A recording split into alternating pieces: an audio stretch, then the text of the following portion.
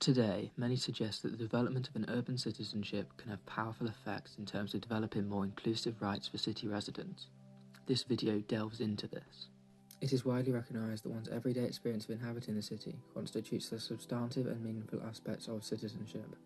Cities are also where societal challenges and socio-economic transformations first appear, and where governance meets people face to face.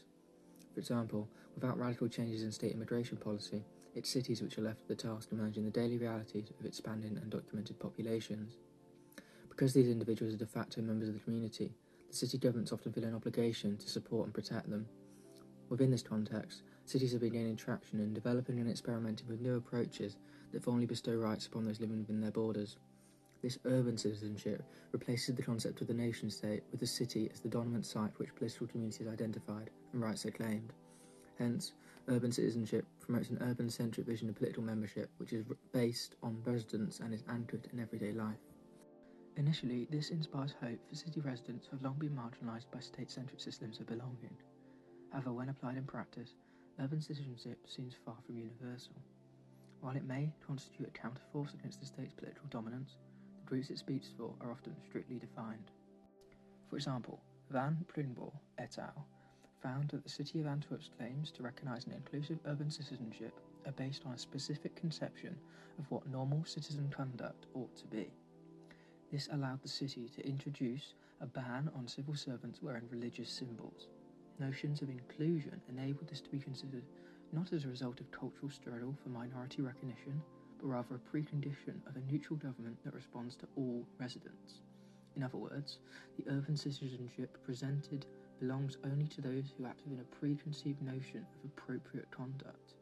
Thus, we must not ignore how a progressive discourse translates into concrete practice.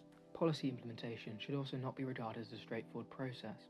While the aforementioned willingness to enfranchise city residents without national citizenship arguably directly challenges state sovereignty, this must be paired with an appreciation of the nation-state's continued importance. Working under a precarious relationship with the nation-state is an inescapable condition for cities seeking to encourage local citizenship. For example, during the last decade, decentralisation has indeed taken place in various countries.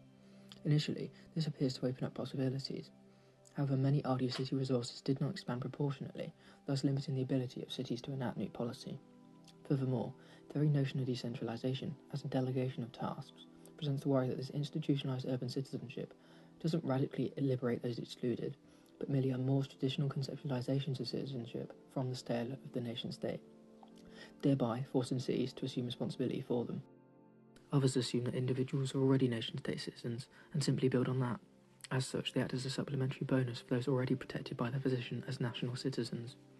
This does not challenge one's more fundamental connection to the state. Hence, it is crucial to not fall into what Purcell calls the local trap, where the local scale is taken to be intrinsically better. Another example of the local trap relating to urban citizenship is how exclusively focusing on urban citizens may ignore damage being done in a wider context. For example, urban citizenship potentially enables cities to act in isolation due to the notion that their foremost responsibility is to the needs of their own residents. Nearby regions may suffer as a result of this. Thus, while urban citizenship could achieve social justice locally, to assess impact sufficiently, we must delve into the city's networked role.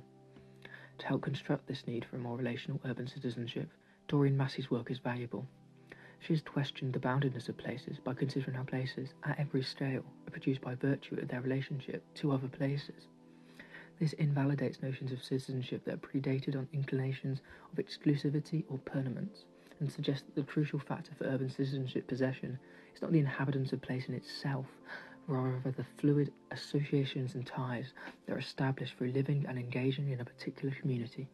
French Marxist philosopher Henri Lefebvre's radical conception of urban citizenship complements this by understanding citizenship to be an active process. His essays on the right to the city propose a distinct type of citizenship at the urban level. This should not be interpreted merely as including the right to have access to existing urban services, but rather including the right to radically alter the systems defining the city. These proposed rights are considered to exist only so long as residents campaign for them through social and political mobilisation. Thus, citizenship is not considered static, and what the city has to offer is not given. Hence, it stands in contrast to the absoluteness of nation-state citizenship, and doesn't localise the state's administrative level, but instead creates a new form that is anchored in daily life. This works to empower individuals who face exclusion despite their contributions to the vibrancy and value of city life. Because of this understanding of citizenship as a more grassroots process, it is important to avoid portraying those denied formal citizenship rights as being completely isolated. While the distance between the promises of formal citizenship and the realities of urban exclusion continues to increase, residents are able to construct platforms from which to demand their rights as valid urban citizens. Thus, institutionalised rights do not exclusively demarcate the shape of urban citizenship. However, what is frequently skipped over is how a radical conceptualisation should ultimately be incorporated back into existing societal structures. To the extent that Lefebvre's citizenship is critically valuable, legal citizenship is still very much a status which has a profound impact on people's lives. Lefebvre recognised this, arguing that while it is true that the horizon of a radical urban citizenship may never be reached, his concept is still of great importance as a catalyst for a progressive movement beyond the state.